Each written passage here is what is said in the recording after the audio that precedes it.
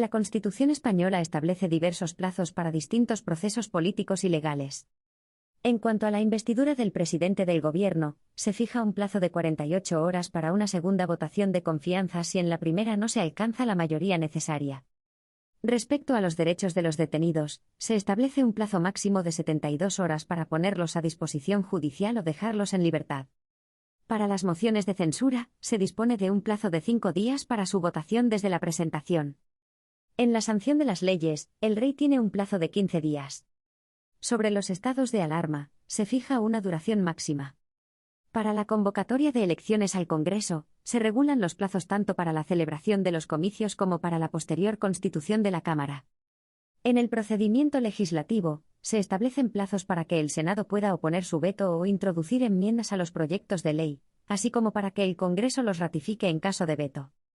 También se fija un plazo para que el Rey pueda disolver las cámaras y convocar elecciones si no se alcanza la mayoría necesaria para investir al presidente del Gobierno en primera votación. Finalmente, para la tramitación de los proyectos de estatutos de autonomía, se regula un plazo y proceso de examen y formulación por parte de la Comisión Constitucional del Congreso. Las mayorías en la Constitución española son un elemento clave del sistema legislativo y político. La mayoría absoluta en el Congreso de los Diputados se alcanza con más de la mitad de los miembros de la Cámara. En el Senado, la mayoría absoluta requiere la mitad más uno de los senadores. Existen también mayorías simples o de miembros, que se logran con más votos a favor que en contra. La mayoría de 3/5 se requiere para la aprobación de algunas leyes orgánicas. Las mayorías de los miembros presentes se calculan sobre los diputados o senadores que están en la sesión. Otros tipos de mayorías son la de 1/10 para presentar recursos de inconstitucionalidad, la de 1/4 para solicitar la creación de comisiones de investigación, y la de 2/3 para la reforma constitucional. Cada mayoría responde a la importancia de la decisión a tomar. La mayoría simple sirve para aprobar proyectos de ley ordinaria. La moción de censura requiere mayoría absoluta. Y reformas constitucionales precisan una mayoría de 2/3. En definitiva, las distintas mayorías en las Cortes Generales reflejan la complejidad del sistema legislativo y político de España. La Constitución española de 1978 presenta la siguiente estructura. En cuanto a la estructura formal, consta de un preámbulo, 10 títulos numerados con 169 artículos y disposiciones adicionales, transitorias, derogatorias y finales. Respecto a la estructura material, se divide en una parte dogmática, que incluye los principios programáticos y valores, y una parte orgánica, referida a la organización política y jurídica de España. El texto íntegro de la Constitución española de 1978 puede consultarse en el Boletín Oficial del Estado a través del siguiente enlace, www.boe.es/buscar/pdf/1978-BOE, a 1978-31229 consolidado.pdf. La Constitución española se divide en un título preliminar, 10 títulos y 4 disposiciones adicionales, transitorias, derogatoria y final. El título preliminar establece los principios básicos que definen al Estado español y los cimientos del mismo. El título 1 trata de los derechos y deberes fundamentales. Reconoce y garantiza los derechos, deberes y libertades de los ciudadanos. Se subdivide en 5 capítulos. El capítulo 1 diferencia entre españoles y extranjeros. El capítulo 2 se refiere a los derechos fundamentales, libertades públicas y derechos y deberes de los ciudadanos. El capítulo 3 trata sobre los principios rectores de la política social y económica. El capítulo 4 sobre las garantías de las libertades y derechos fundamentales. Y el capítulo 5 sobre la suspensión de los derechos y libertades. El título 2 regula la corona. Reinstaura la monarquía y establece las funciones del rey y la sucesión en la corona. El título 3 trata de las Cortes Generales. Reconoce a las Cortes Generales y sus funciones en el poder legislativo.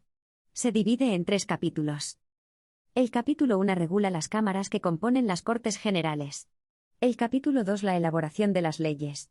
Y el capítulo 3 los tratados internacionales. El título 4 regula el gobierno y la administración.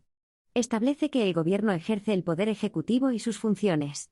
Y que la administración ejecuta sus órdenes. El título 5 trata sobre las relaciones entre el Gobierno y las Cortes Generales. Regula la responsabilidad del Gobierno, la moción de censura y la disolución de las cámaras. El título 6 establece las bases y principios del Poder Judicial, el régimen jurídico de jueces y magistrados y el Consejo General del Poder Judicial. El título 7 trata sobre economía y hacienda. Establece el principio de subordinación de la riqueza, la legalidad tributaria, regula el Tribunal de Cuentas y la elaboración de los presupuestos del Estado. El título 8 regula la organización territorial del Estado. Establece los principios de organización territorial y se divide en 3 capítulos. El capítulo 1 sobre los principios generales. El capítulo 2 sobre la administración local. Y el capítulo 3 sobre las comunidades autónomas. El título 9 regula el Tribunal Constitucional. Establece sus competencias, composición y nombramiento. Por último, el título 10 trata de la reforma constitucional. Regula los procedimientos para reformar la Constitución, las mayorías necesarias y los órganos participantes. En relación a la Constitución española, el artículo 11 establece que la nacionalidad española se rige por la ley. Además, según este artículo, los españoles de origen no pueden ser privados de su nacionalidad. También se pueden establecer tratados de doble nacionalidad con ciertos países. Por otro lado, el artículo 12 de la Constitución española indica que la mayoría de edad se alcanza a los 18 años. El artículo 13 de la Constitución española establece que los extranjeros en España tienen garantizadas las libertades públicas según tratados y ley. Solo los españoles son titulares de los derechos reconocidos en el artículo 23, salvo en casos de reciprocidad. La extradición se concede en cumplimiento de tratados o ley, atendiendo al principio de reciprocidad. La ley establecerá los términos para que ciudadanos de otros países y apátridas puedan gozar del derecho de asilo en España. El artículo 23 de la Constitución española indica que los ciudadanos tienen derecho a participar en los asuntos públicos, directa o indirectamente a través de representantes elegidos en elecciones periódicas.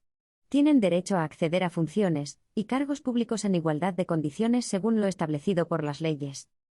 El principio de reciprocidad significa que si un país reconoce un derecho a los ciudadanos españoles, España reconocerá ese derecho a los ciudadanos de ese país que vivan en España. La Ley Orgánica 4/2000 establece que los extranjeros residentes en España pueden tener derecho de sufragio en elecciones municipales según la Constitución, tratados internacionales y la ley. Tienen todos los derechos establecidos por la legislación de bases de régimen local, y pueden ser oídos en los asuntos que les afecten. Los ayuntamientos incorporarán a los extranjeros empadronados, y facilitarán su ejercicio del derecho de sufragio en los procesos electorales de su país de origen.